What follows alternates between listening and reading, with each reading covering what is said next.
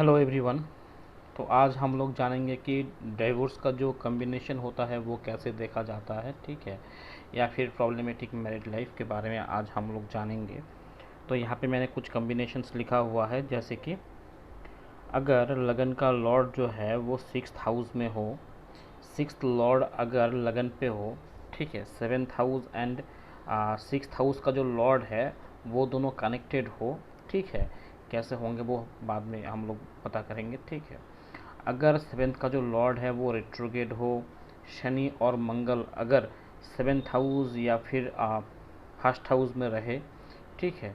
7th का जो Lord है वो केतु के साथ रहे, ठीक है। अगर 7th हाउस में स्कॉर्पियो साइन हो या फिर मल्टीपल प्लेनेट अगर 6th हाउस में हो, तो डाइवोर्स का चांसेस या फिर मैरिटल लाइफ में कोई ना कोई प्रॉब्लम आता रहता है, ठीक है।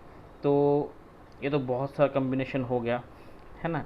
तो यहाँ पे क्या करना पड़ेगा, आपको 2 से 3 कम्बिनेशन यहाँ पे ढूंढना पड़ेगा। अगर किसी के चार्ट में यहाँ से 2 से 3 कम्बिनेशंस हो तो जाकर ये प्रॉब्लम देखा जाता है। अगर एक कम्बिनेशन हो तो प्रॉब्लम उतना ज़्यादा नहीं आता है, ठीक है। अगर 2 से 3 कम्बिनेशन मैच कर जाते हैं तो प्रॉब्लम मतलब के ज़्यादा होते हैं, ठीक है।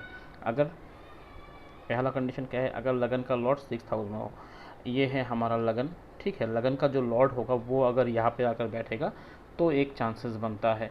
वैसे क्या है, 6th लॉर्ड अगर लगन पे हो, यहाँ का जो है ये है 6th का लॉर्ड, ठीक है, ये है हमारा 6th का लॉर्ड, ये अगर जाकर लगन पर जाकर बैठे, ठीक है। और 7th हाउस और 6th हाउस का लॉर्ड, मतलब कि ये हो गया हमारा 7th हाउस, ये हो गया हमारा 6th हाउस, ठीक है। इसका जो लॉर्ड होगा वो कहीं पर भी जो राशि है किसी भी राशि में जाकर एक साथ बैठ सकते हैं या फिर एक दूसरे को दृष्टि दे सकते हैं, ठीक है। एक साथ बैठ भी सकते हैं या फिर क्या कर सकते हैं, एक दूसरे को दृष्टि दे सकते हैं, तो भी ये सब कनेक्टेड रहेंगे। शनि और मंगल अगर 7th हाउस में हो या फिर 1st हाउस में हो, जैसे कि यहाँ पे बोल सकते हैं, क्या बोल सकते हैं, शनि और मंगल, सैटर्न और मार्स अगर 7th हाउस में हो या फिर 1st हाउस में हो, तो जाकर क्या होगा, तो भी डाइवोर्स का चांसेस रहेगा, ठीक है। लेकिन डाइवोर्स का चांसेस का मतलब है कि 2 से 3 कंडीशन मैच करना चाहिए, उसके बाद ही हम लोग बोल पाएंगे, ठीक है।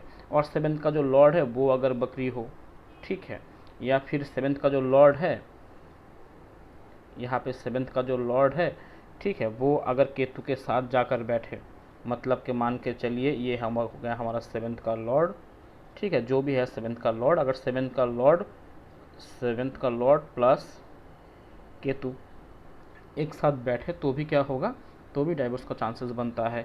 या फिर हम लोग बोल सकते हैं कि 7th हाउस में अगर स्कॉर्पियो साइन है, स्कॉर्पियो 8 नंबर जो है वो 7th हाउस में आए, तो भी क्या होता है, डाइवोर्स का चांसेस बनता है। और एक चीज़ है वो है कि multiple planet in 6th house, मतलब कि यहाँ पे 2 से ज़्यादा प्लैनेट यहाँ पे हो, एक से ज़्यादा या फिर 2 से भी ज़्यादा बोल, मल्टीपल प्लैनेट एक से ज़्यादा होगा, ठीक है, तो भी प्रॉब्लम देता है या फिर डाइवोर्स करवा सकता है, ठीक है। लेकिन डाइवोर्स करवाने के लिए 2 से 3 कंडीशन होना बहुत ही ज़रूरी है, उसके बाद ही हम लोग बोल पाएंगे कि ये डाइवोर्स होगा कि नहीं होगा, ठीक है ना।